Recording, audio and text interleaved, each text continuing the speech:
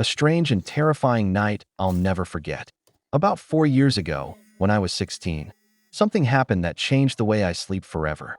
Ever since that night, I double and triple check if the front door is locked before going to bed. That day, I invited a friend over for a sleepover. I was living with my parents back then, but they were staying overnight at their friend's place, so it was just me, my older brother, who was 17 at the time, and my friend. My brother hung out with us for a while, but then went to bed early because he had to wake up early the next day. My friend and I stayed in my room, watching YouTube and chatting. Around 2 a.m., my friend started getting really sleepy and passed out quickly. I wasn't tired at all, so I kept watching videos. Suddenly, I heard a noise outside. At first, I didn't think much of it. Stray cats often climbed onto our coal shed at night, which made this dull metallic, clanking sound because the shed was covered with sheet metal. It sounded just like that. But then, about 5 minutes later, I saw a shadow pass quickly by the window, the one right in front of my monitor. It happened so fast that under any other circumstances, I would have thought I imagined it. But two weird things happening in such a short span of time really freaked me out. I got up from my chair and went to the front door. And holy SHD, neither of the two locks was locked. I quickly locked both. What happened next almost made me SHD myself. I turned on the porch light and looked through the peephole, and there was a fucking face staring back at me.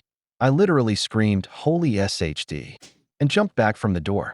There was a man, probably around 25 to 30 years old, standing way too close to the peephole. I looked again to get a better look, and that's when he started talking. He was begging me to let him in, said he needed help. But the creepiest part? His emotions. Or more like, the complete lack of them. His voice sounded terrified, like he was truly in danger. But his face was totally blank. No fear, no desperation, just dead eyes and moving lips. I stood there frozen, listening as he begged louder and louder, his voice shaking with fear, but his face remained that same hollow expression.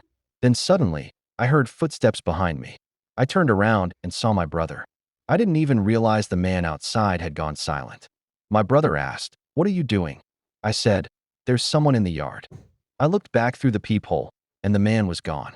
What the hell? I thought. I told my brother everything I saw and that the man had been begging to be let in. My brother believed me. He said he thought he saw someone pass by the window earlier, too, but assumed he imagined it.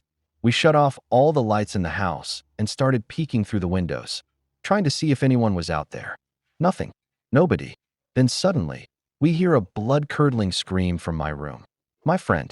We rushed in and saw that same man standing right outside my bedroom window. Same emotionless face.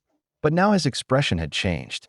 His empty stare turned predatory, even though the yard light was on and it was pitch black inside the house, meaning he couldn't possibly see us. He looked me right in the eyes. I froze in pure terror. Then, for the first and only time, he showed emotion. His face stretched into a massive grin. He raised his hand up to his face. He slowly brought the knife toward the glass and started tapping the tip of the blade against the window. Tap, tap, tap. Still, grinning like a maniac. By this time, my brother had already gotten on the phone with emergency services. I honestly don't know why we hadn't called earlier. For some reason, none of us thought to do it until then. As soon as he finished talking to the dispatcher, we ran to another room. None of us were willing to stay in the same room with that psycho standing outside the window. The police arrived in about 10 minutes. But the guy was gone. Disappeared.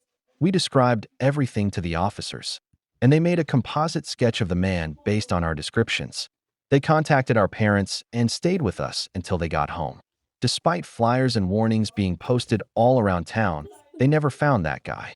To this day, I thank my gut feeling for making me check the locks, and my dad for putting metal bars on every window in the house. Who knows what would have happened if those bars hadn't been there?